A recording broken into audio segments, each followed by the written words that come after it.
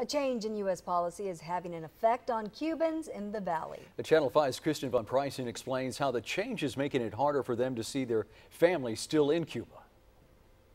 The State Department is taking strong diplomatic actions against Cuba after bizarre reports of attacks leading to injuries of U.S. Embassy employees in Cuba.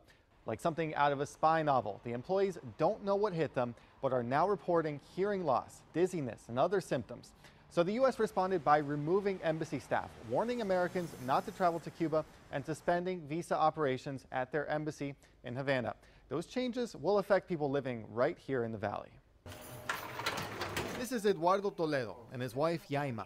A few months before their 2-year-old daughter, Liza, was born, the family immigrated to the Rio Grande Valley. Ella por avión, yo por frontera. Eduardo says he crossed at the Laredo border. Yaima flew here. They don't follow the typical Cuban story. Instead of Miami, they stayed in the valley. Yaima sells cell phones to people who just came across. Eduardo is a driver. And the money. El dinero ahí es fatal. Bien bajo. Sí, claro. The money, Eduardo says, is much better. People like Yaima and Eduardo want their family to be here too. Last week, we spoke to Alton resident Luis Rodriguez Morales, who's petitioning the U.S. government to get his Cuban mother here. The problem now, the U.S. won't be processing visas from Havana. Vas a estar afectado con tu familia. Eduardo explains people won't be able to visit.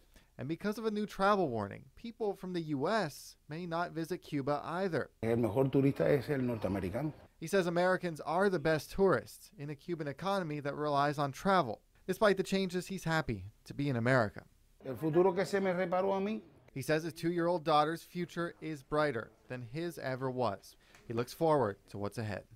In Hidalgo, Kristen Von Preisen, Channel 5 News at 10:30.